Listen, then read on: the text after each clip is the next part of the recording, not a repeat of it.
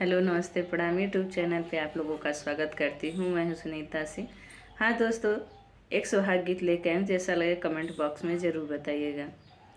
पापा सुतल मामी हो बेनिया डोला में जी, पापा सुतल मामी हो बेनिया डोला में जी, मम्मी पूछे लगी न बात जी, बेटी के बियाहवा में कऊ कऊ दियाई जी, बेटी के बियाहवा कऊ कऊ दियाई जी, हाथी देब घोड़ा देब लहंगा पटोर देब, हाथी देब घोड़ा देब लहंगा पटोर देब, डिबिया भर सिंदूर देब बेटी का सोहाग जी, डिबिया भर सिंदूर देब बेटी का सोहाग जी।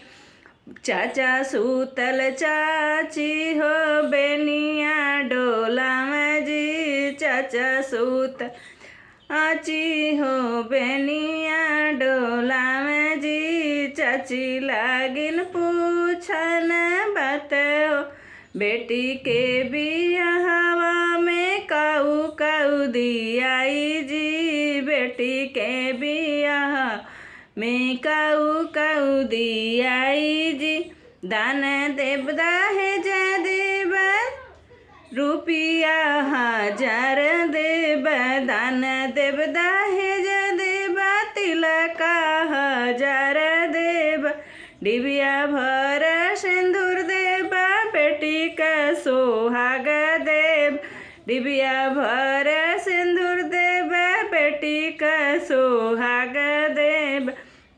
भैया सूतल भाभी हो बेनिया डोला में जी, भैया सूतल भाभी हो बेनिया डोला में जी, बहनी के बियाहवा में काऊ काऊ दियाई जी, ननदी के बियाहवा में काऊ काऊ दियाई जी, हाथी देब घोड़ा देब चढ़ाने को कार देब, हाथी देब घोड़ा देब चढ़ाने को कार देब, डिबिया भर सिंदूर देब बहिनी सोहाग जी, डिबिया भर सिंदूर देब बहिनी सोहाग जी।